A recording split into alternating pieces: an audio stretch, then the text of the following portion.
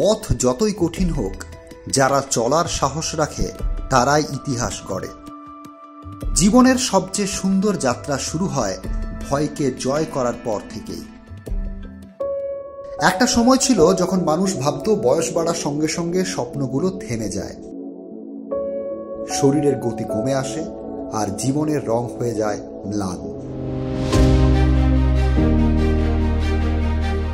কিন্তু এমনও কেউ আছে যারা এসব পুরনো ধ্যান ধারণার দেওয়াল ভেঙে চুরমার করে দেয়। তাদেরই একজন হলেন কলকাতার তাঁতিপাড়ার বাসিন্দা অজয় গুপ্তা।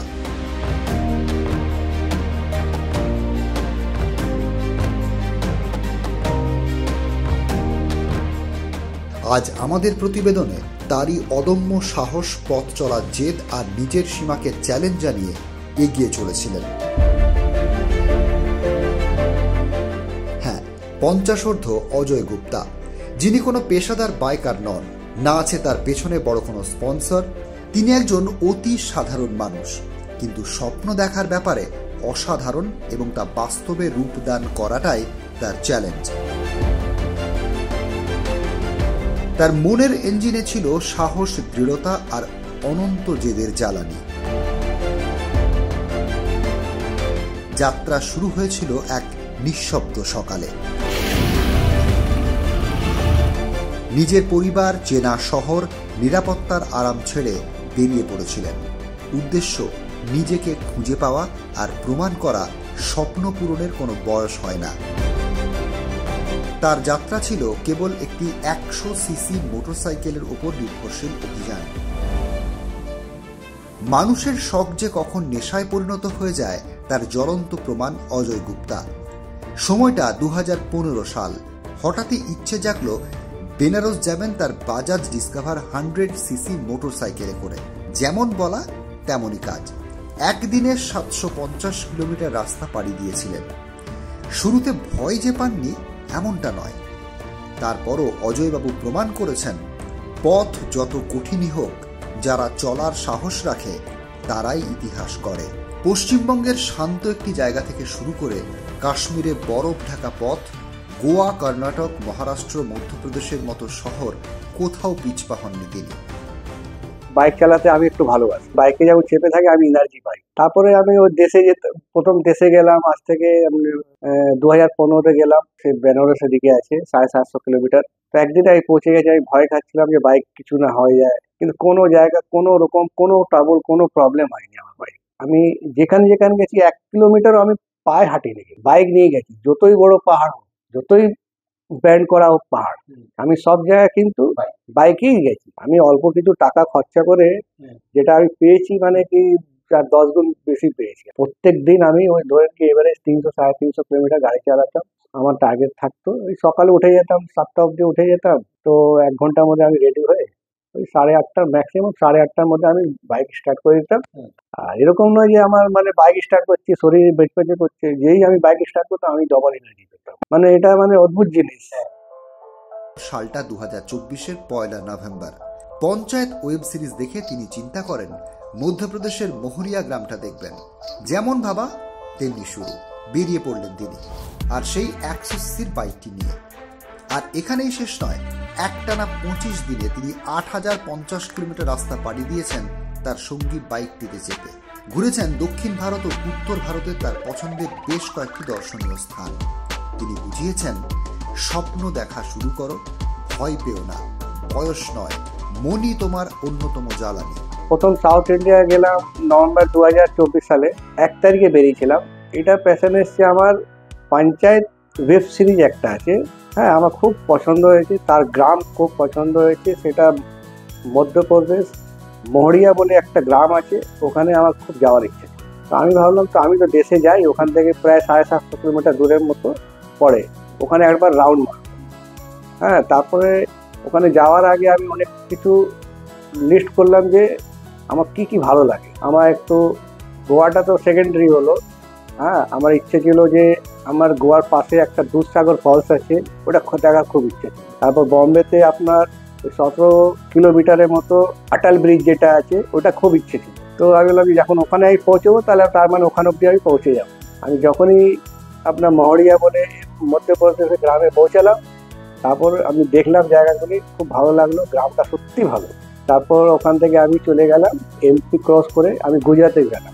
আমার ইচ্ছে ছিল এটা সর্দার বল্লভভাই পটেল স্ট্যাচু দেখলাম। মহারাষ্ট্রে ঢুকে গেলাম, মহারাষ্ট্র হয়ে আবার বম্বে গেলাম, অটল ব্রিজ দেখে ওখান থেকে গেলাম গোয়ায়। তো গোয়ার যাওয়ার পথে যেখানে আমি নাইট স্টে করতাম 9টা-10টার সময় আমি নাইট স্টে করে যেতাম। যে কোনো জায়গায় দেখলাম যে হোটেল, হ্যাঁ, আমার খাওয়া দাওয়া খুব ফ্যাশন নেই, যেটা পেলাম ওটাই খেলাম, হ্যাঁ, ভালো পেলাম ভালো, মন্দ পেলাম মন্দ, হ্যাঁ। তারপর আমার নিজস্ব টার্গেট থাকতো যে আমি একবেলা ফল খেয়ে থাকতাম। তারপর রাস্তার মধ্যে মহাবালেশ্বর পরে মহাবালেশ্বরে গেছি। তারপর ওখান থেকে আমি গোয়া যায় আমি দেখলাম একদিনে, ভালো লাগলো। কিন্তু তার থেকে ভালো আমার দেখা দুধসাগর পাহাড়ে, এই গোয়ার থেকে প্রায় 80-85 কিলোমিটার দূর পড়ে। মানে আবার কর্ণাটকে ঢুকে গেলাম, সে ছিল ম্যাসুর প্যালেসটা দেখতে দারুণ লাগলো আমার। উটিতে দেখলাম, কেরালায় আমি ঢুকে মুন্নারটা খুব ভালো লাগলো। আবার ওখান থেকে কোয়ালাম ব্রিজ গেলাম, কোয়ালাম ব্রিজ থেকে গেলাম আবার কন্যাকুমারী, ওখানে প্রায় 80-85 কিলোমিটার দূর পড়ে। তারপর ওখান থেকে গাড়ি নিয়ে ব্যাক করলাম, ব্যাক করে আবার পম্বন ব্রিজ এলাম, রামেশ্বর। বাইকে করে আমি পুরো একদম রামেশ্বর ধানুষকোড়ি অব্দি পুরোটা একদম দেখলাম, ভালো এনজয় করলাম। তিরুপতি বালাজি এলাম, ভালো লাগলো। আবার আন্ধ্রপ্রদেশ থেকে আমি চলে এলাম এখানে উড়িষ্যায় চলে এলাম।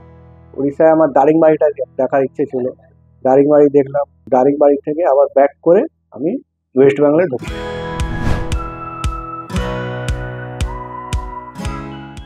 নর্থ ইন্ডিয়া ট্যুরটা আমি গেছি 2025 28 ডিসেম্বরে মর্নিং 5টা নাগাদ। এখান থেকে সোজা গেছি ওই দিদির বাড়ি, পরে আপনার বেনারস থেকে আরো 50 কিলোমিটার দূর, ওখানে ও মোটামুটি 17 দিয়ে ম্যাক্সিমাম 18 ঘন্টার মধ্যে আমি ঢুকে যেতাম।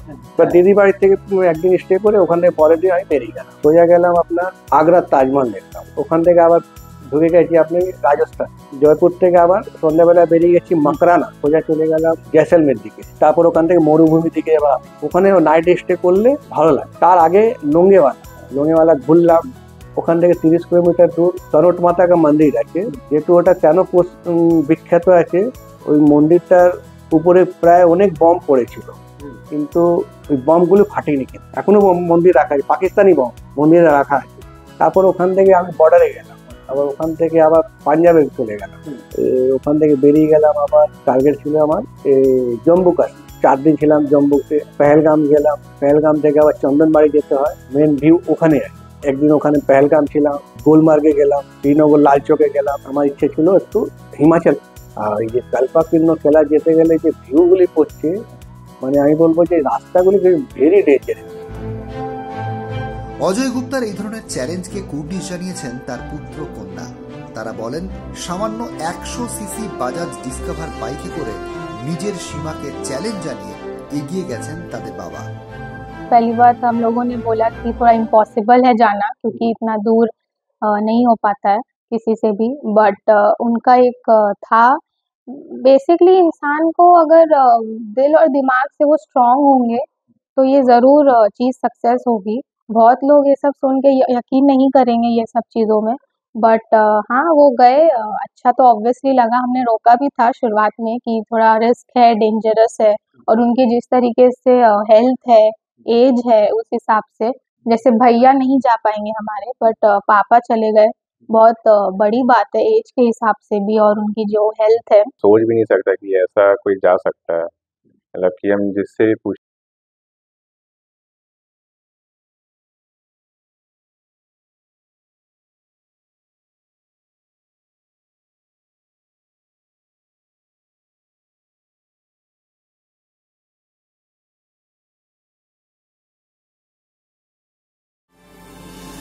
তার এই যাত্রা ছিল না কেবল একটি মোটর সাইকেলের উপর নির্ভরশীল অভিযান, এটি ছিল আত্মজয়ের এক প্রতীক, বয়সের সীমা অতিক্রম করার এক অন্তরঙ্গ অনুপ্রেরণা।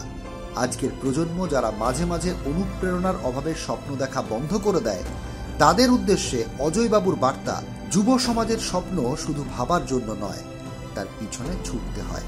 100 সিসির ইঞ্জিনে নয়, তিনি এগিয়ে চলেছেন 100% মনোবলে। দেখুন, এখানে ভালো বাইকের দরকার নেই, যেমনি আপনাকে মহাভারতের দিকে আপনাকে নিয়ে যাবো। হ্যাঁ, কৃষ্ণ বলেছিল যে আমাকে সারথি দরকার, কি রথ আছে কি আমার দরকার নেই, আমার ভালো সারথি পেয়ে গেলে ওটাই তো যে কোনো বাইক আপনি নিয়ে যান, এই চালাবার যে লোক ভালো থাকলে না, ওটাই মেন। জীবনের সবচেয়ে সুন্দর যাত্রা শুরু হয় ভয়কে জয় করার পরই। বয়স তো শুধু একটা সংখ্যা মাত্র, সাহসী তার আসল গতি। প্রাকৃতিক সৌন্দর্য প্রিয় মানুষ অজয় গুপ্তা। এবার তার নতুন ডেস্টিনেশন উত্তর পূর্ব ভারত।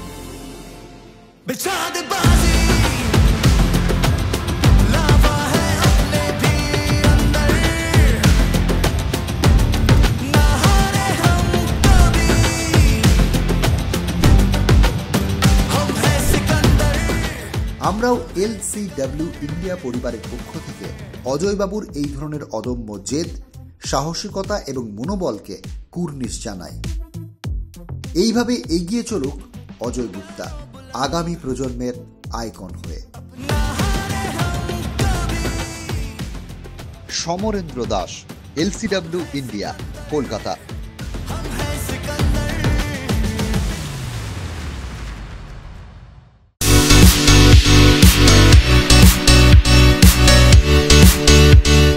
সমীর ডিজিটাল ও অনুরাগ ইনফোমার্ট শহর দুর্গাপুরে একমাত্র ইলেকট্রনিক্স আইটেমসের নির্ভরযোগ্য প্রতিষ্ঠান, যার সততা ও বিশ্বস্ততা আপনাকে মুগ্ধ করবে।